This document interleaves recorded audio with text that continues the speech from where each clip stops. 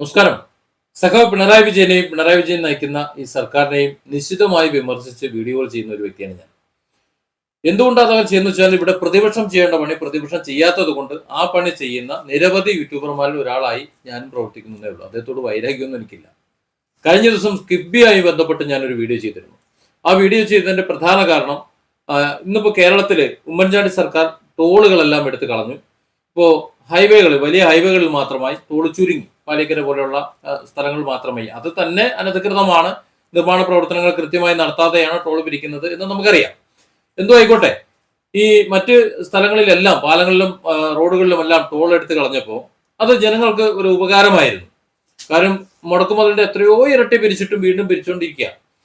ആ സാഹചര്യത്തിൽ ഇത് വീണ്ടും കിഫ്ബി പണിഞ്ഞിട്ടുള്ള റോഡുകളിൽ എല്ലായിടത്തേക്കും ടോൾ വരുന്നു എന്നുള്ളൊരു പ്രഖ്യാപനം കഴിഞ്ഞ ദിവസം വന്നിരുന്നു. അതിനെതിരെയായിരുന്നു ഞാൻ വീഡിയോ ചെയ്തിരുന്നത്. ആ വീഡിയോ ചെയ്തിരുന്നപ്പോൾ കിഫ്ബിയെ സംബന്ധിച്ചിട്ട് എന്താണ് നിങ്ങൾ കാണാതെ പോകുന്ന ചില കാര്യങ്ങൾ, നിങ്ങളെപ്പോലുള്ള ചാനലുകൾ പറയാത്തത് എന്ത് എന്ന് എന്നെ ചിലരൊക്കെ വിളിച്ചു ചോദിച്ചു. എനിക്ക് തോന്നി അത് ശരിയായ കാര്യമാണ് അവർ ചോദിച്ചത്. കാരണം അധികം ആൾക്കാർ അത് വീഡിയോ ചെയ്ത് കണ്ടില്ല. അതുകൊണ്ട് ഈ വീഡിയോയിൽ കിഫ്ബി നമ്മൾ കേരളത്തിന് തന്നിട്ടുള്ള വലിയ ചില സംഭാവനകളുണ്ട്. അതാണ് ഞാൻ പറയാൻ ഉദ്ദേശിക്കുന്നത്. നമുക്കറിയാം, സ്കൂളുകൾ ഈ കഴിഞ്ഞ 9 വർഷത്തിനിടയിൽ പിണറായി സർക്കാർ അധികാരത്തിൽ വന്ന ശേഷം ഈ 9 വർഷത്തിനിടയിൽ സ്കൂളുകളിലേക്ക് ഒന്ന് തിരിഞ്ഞു നോക്കിക്കഴിഞ്ഞാൽ അസാധ്യമായ വികസനമാണ് ഉണ്ടായിട്ടുള്ളത്. ഒരു സംശയം വേണ്ട കാര്യത്തിൽ. ഇപ്പോൾ ഞാനൊക്കെ പ്രവർത്തിച്ചിരുന്ന ട്രെയിനിങ് കൊടുത്തിരുന്ന ചില സ്കൂളുകളുണ്ട്. അതിൽ ആ സ്കൂളുകളിലൊക്കെ ഹയർ സെക്കൻഡറി ക്ലാസ്സുകൾ പ്രവർത്തിച്ചിരുന്നത് UP ക്ലാസ്സുകളുടെയും അതുപോലെ ഹൈസ്കൂൾ ക്ലാസ്സുകളുടെയും മിച്ചം വരുന്ന കുറച്ച് ക്ലാസ്സുകളൊക്കെ എടുത്തു വെച്ചുകൊണ്ട് എങ്ങനെയെങ്കിലും ഒപ്പിച്ചുകൊണ്ടാണ് അവർ പഠിപ്പിച്ചിരുന്നത്, ക്ലാസ്സുകൾ എടുത്തിരുന്നത്. ഹയർ സെക്കൻഡറി സ്കൂൾ എന്ന് പേരേ ഉള്ളൂ, പക്ഷേ ഹയർ സെക്കൻഡറി ബിൽഡിങ്ങുകളില്ല. അതുപോലെ ആവശ്യത്തിന് ക്ലാസ് റൂമുകളില്ല, സ്റ്റാഫ് റൂമുകളില്ല, സൗകര്യങ്ങളില്ല, മറ്റ് യാതൊന്നുമില്ലാതെ എത്ര സ്കൂളുകൾ, എത്ര ഗവൺമെന്റ് സ്കൂളുകളാണ് പിണറായി സർക്കാർ അധികാരത്തിൽ വരുന്നതിന് മുമ്പ് ഇവിടെ ഉണ്ടായിരുന്നത്. നമുക്കറിയാം, എണ്ണി നോക്കിക്കഴിഞ്ഞാൽ ഇടതും വലതും മാറി മാറി എല്ലാവരും, ഒരു രാഷ്ട്രീയ പാർട്ടി അല്ല അവിടെ ഉദ്ദേശിക്കുന്നത്.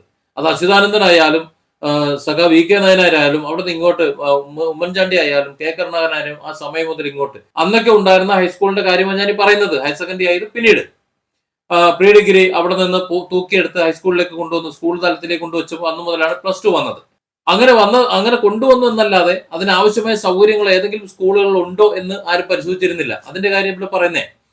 അങ്ങനെ കോളേജുകളിൽ പ്രീ ഡിഗ്രി തൂക്കിയെടുത്ത് +2 ആക്കി ഹൈസ്കൂളുകളിൽ അല്ലെങ്കിൽ സ്കൂളുകളിലേക്ക് കൊണ്ടുവച്ചപ്പോൾ അവിടെ സ്കൂൾ ബിൽഡിംഗ് ഉണ്ടോ ഇല്ലയോ എന്ന് ചിന്തിക്കാതെ ഇടത് വലത് സർക്കാരുകൾ, ഓരോ സർക്കാരും ഇങ്ങനെ കടന്നു പോകുകയാണ്. അവിടെ എങ്ങനെയാണ് കഴിഞ്ഞു പോണത്, എങ്ങനെയാണ് അവർ പഠിപ്പിക്കുന്നത്, എങ്ങനെയാണ് കുട്ടികളുടെ അവസ്ഥ എന്ന് ഒരു മനുഷ്യനും നോക്കിയില്ല.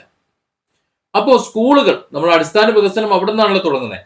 സ്കൂളുകളെ സംബന്ധിച്ചിടത്തോളം അത്രത്തോളം ബിൽഡിങ്ങുകൾ, ഇനി സ്കൂളുകളിൽ ബിൽഡിംഗ് ഇല്ല, ക്ലാസ് റൂം ഇല്ല എന്ന് കരുതിയിട്ട് ഒരു കാരണവശാലും പഠനം മുടങ്ങരുത് എന്ന വിധത്തിൽ അസാധ്യമായ വികസനമാണ് ഈ പിണറായി സർക്കാർ കഴിഞ്ഞ 9 വർഷത്തിനിടയിൽ സ്കൂളുകൾ നിർമ്മിച്ചതിലൂടെ എന്ന് സത്യമാണ്. അത് കിഫ്ബി എന്ന് പേരിട്ടാലും കടം വാങ്ങിയാലും ഇടം വാങ്ങിയാലും എന്ത് ചെയ്തു എന്നുള്ളതല്ല, എത്ര രൂപ കടമായി എന്നുള്ളതല്ല, ആ അടിസ്ഥാന സൗകര്യം ഈ എല്ലാ സ്കൂളുകളിലും കൊണ്ടുവന്നു എന്നുള്ളത് പരമസത്യമാണ്. അത് അംഗീകരിക്കാതിരിക്കാൻ പറ്റില്ല. ആ കൊണ്ടുവന്നതിൽ ലീഗിന്റെ PTA ഉള്ള സ്കൂളെന്നോ അല്ലെങ്കിൽ ഇടതുപക്ഷത്തിന്റെ PTA ഉള്ള സ്കൂളെന്നോ കോൺഗ്രസിന്റെ PTA ഉള്ള സ്കൂളെന്നോ അങ്ങനൊന്നും ഒരു നോട്ടമൊന്നും ഉണ്ടായിട്ടില്ല. അതുപോലെ തന്നെ റോഡുകൾ, ടോളുകൾ വരുന്നതിന് ഞാൻ എതിരാണ്. ടോൾ ഒരു കാരണവശാലും കൊണ്ടുവരും. സർക്കാരിന്റെ ഖജനാവിലേക്ക് പണം ഇല്ല എന്നുണ്ടെങ്കിൽ പണം ഉണ്ടാക്കാൻ ഒരുപാട് മാർഗങ്ങളുണ്ട്. ഞാൻ തന്നെ കോടികൾ സർക്കാരിലേക്ക് വരുമാനം കൊടുക്കുന്ന ഒരു പദ്ധതിയെ കുറിച്ച് പറഞ്ഞിട്ട് 1 വർഷം കഴിഞ്ഞു. ഒരു രൂപ സർക്കാരിന് ചെലവില്ലാതെ. കാര്യം ഞാനൊക്കെ ഓൺലൈൻ ക്ലാസ് എടുക്കുന്ന വ്യക്തികളാണ്. ഓൺലൈൻ ക്ലാസ് എടുക്കുന്ന വ്യക്തികൾക്ക് അവരുടെ ആധാർ കാർഡും പാൻ കാർഡും വാങ്ങിയിട്ട് അവർക്കൊരു ലൈസൻസ് ഇഷ്യൂ ചെയ്ത് കഴിഞ്ഞാൽ കോടികൾ സർക്കാരിന്റെ ഖജനാവിലേക്ക് ടാക്സ് ഇനത്തിൽ എത്തും. അതൊന്നും അവർ കാണുന്നില്ല, എന്താണെന്ന് ചോദിക്കുന്നില്ല. ആകെ മനസ്സിലായത് മുസ്ലിം ലീഗിലെ കൊണ്ടോട്ടി MLA TV ഇബ്രാഹിമിനെ മാത്രമാണ്. അദ്ദേഹം അത് സർക്കാരിലേക്ക് വെച്ചിട്ടുണ്ട്, നടക്കുമോ ആവോ അറിയില്ല. അതാണ് ഇതിന്റെ അവസ്ഥ. അപ്പൊ ഖജനാവിലേക്ക് പണം എത്തിക്കാൻ മറ്റു പല മാർഗങ്ങളും നോക്കണം. അതായത് ഇവിടെ വ്യവസായ സൗഹൃദമാകണം. ഇവിടെ വരുന്നവരെ മര്യാദയ്ക്ക് ഒരു സ്ഥാപനങ്ങൾ നടത്തിക്കൊണ്ടു പോകാൻ ഉദ്യോഗസ്ഥരെ കൊണ്ട് ചെയ്യിക്കണം. അതിന് പറ്റാത്ത ഉദ്യോഗസ്ഥരെ കാല് തൂക്കി നിലത്തടിക്കണം, ഒഴിവാക്കിയിട്ട് വേറെ ആൾക്കാരെ വെക്കണം, പറ്റുന്ന ആൾക്കാരെ നിയമിക്കണം. ഉദ്യോഗസ്ഥരാകാൻ വേണ്ടി കാത്തു നിൽക്കുന്ന പുറത്ത് ആൾക്കാരുണ്ടല്ലോ, അവരെ നിയമിച്ചുകൊണ്ട് കൃത്യമായി നോക്കണം. യൂണിയനൊക്കെ തൽക്കാലം വേണ്ടാൻ നോക്കണം. പണിയെടുക്കാത്ത ഒരുത്തൻ, നമ്മുടെ ഈ ഖജനാവിലേക്ക് പണം വരാൻ സമ്മതിക്കാത്ത ഒരുത്തനും നമ്മുടെ സർവീസിൽ വേണ്ടെന്ന് തീരുമാനിച്ചാൽ മുഖ്യമന്ത്രി പിണറായി വിജയൻ അത്തരത്തിലൊരു തീരുമാനമെടുത്ത് നടപ്പിലാക്കാൻ തയ്യാറാണ് എന്നുണ്ടെങ്കിൽ ഉറപ്പായിട്ടും അതിനൊരു പരിഹാരം ഉണ്ടാകും. പക്ഷെ ആ സ്ഥാനത്ത് കൂടുതൽ മദ്യഷാപ്പുകളും അതേപോലെ ടോളുകളും കൊണ്ടുവരുന്നതിനോടാണ് എനിക്ക് എതിർപ്പ്. അത് ശരിയായ ഒരു ഇതല്ല. പക്ഷെ എന്ന് വെച്ചിട്ട് ആ നടന്ന വികസനങ്ങളെ കുറിച്ച് പറയാതിരിക്കാൻ പറ്റില്ല. അപ്പോ ഇത്രയധികം റോഡുകൾ വന്നു, പാലങ്ങൾ വന്നു. ചിലതൊക്കെ കാണാൻ രസമാണ്, ചിലതൊക്കെ പണി തുടങ്ങി പകുതി എത്തുമ്പോഴാണ് മറുഭാഗത്ത് നടക്കില്ല എന്നിട്ട് പകുതിക്കിട്ട് പോയ പാലങ്ങളൊക്കെ ഉണ്ട്. അതൊക്കെ കോമഡിയാണ്. പോട്ടെ, എന്തോ ആയിക്കോട്ടെ. രണ്ടായാലും ഒത്തിരി വികസന പ്രവർത്തനങ്ങൾ റോഡായിട്ടും പാലമായിട്ടും അതുപോലെ കെട്ടിടങ്ങളായിട്ടും ഉണ്ടായിട്ടുണ്ട് എന്നത് സത്യമാണ്. അതിനെ കണ്ടില്ലാതെ നടിക്കാൻ പറ്റൂല. പക്ഷെ ഇവിടെയുള്ള ഒരു പോരായ്മ എന്ന് പറയുന്നത് അത് നടത്തി കാര്യം ശരി, പക്ഷെ മറുഭാഗത്ത് ഒരുപാട് പണം അനാവശ്യമായി വേസ്റ്റ് ആയിപ്പോയി. അതുകൂടി ഒന്ന് നോക്കിക്കണ്ട് നടത്തിയിരുന്നെങ്കിൽ അസാധ്യമായ അമേസിംഗ് എന്ന് പറയാൻ പറ്റുന്ന ഒരു വികസനമായിരുന്നേനെ ഇവിടെ നടന്നിരുന്നത്. അതാണ് ശശി തരൂര് പറഞ്ഞത്.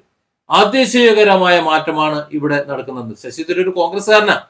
വ്യവസായ വളർച്ചയെ പ്രകീർത്തിച്ചാണ് അദ്ദേഹം പറഞ്ഞത്. പക്ഷെ വ്യവസായ വളർച്ച എന്ന് പറഞ്ഞാൽ അത്രയധികം വളർന്നു എന്ന് എനിക്ക് തോന്നുന്നില്ല. പക്ഷേ സാമ്പത്തികമായി അല്ലെങ്കിൽ അടിസ്ഥാന സൗകര്യ വികസനങ്ങളിൽ ഈ സർക്കാർ ഒരുപാട് മുന്നോട്ട് പോയിട്ടുണ്ട്, മറ്റേത് സർക്കാരിനേക്കാളും എന്ന കാര്യത്തിൽ സംശയമൊന്നുമില്ല. പിണറായി സർക്കാർ അതെന്തായാലും ഒരു അപ്രിഷ്യേറ്റ് ചെയ്യാതിരിക്കാൻ പറ്റുന്നില്ല.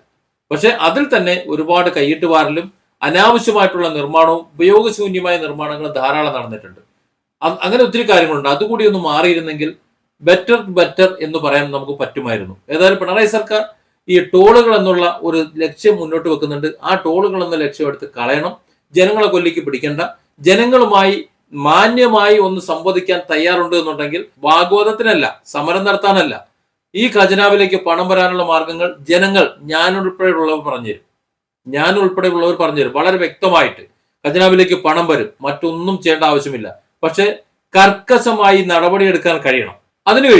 അതിന് കഴിയുമെന്നുണ്ടെങ്കിൽ ഇനി ഇവിടെ നിന്ന് അങ്ങോട്ട് CPM മാത്രമേ ഇവിടെ ഉണ്ടാകുള്ളൂ. ഇന്ത്യയുടെ തെക്കേ അറ്റത്ത് CPM ഒരു ഇത്തിരി ഇട്ടാവട്ട മൂലയിൽ മാത്രമാണ് ഉള്ളതെന്ന് ഞാനടക്കം ആക്ഷേപിച്ച് പറയാറുണ്ട്. കാര്യമൊക്കെ ശരി. പക്ഷെ ഈ ഒരു ഭാഗം ചിന്തിച്ച് ഈ ഒരു ഭാഗം പ്രവർത്തിക്കാൻ കഴിയുന്നുണ്ടെങ്കിൽ CPM പ്രാദേശിക പാർട്ടി എന്ന് പറഞ്ഞാലും ഇവിടെ നിന്ന് തിരിഞ്ഞു നോക്കേണ്ടി വരില്ല.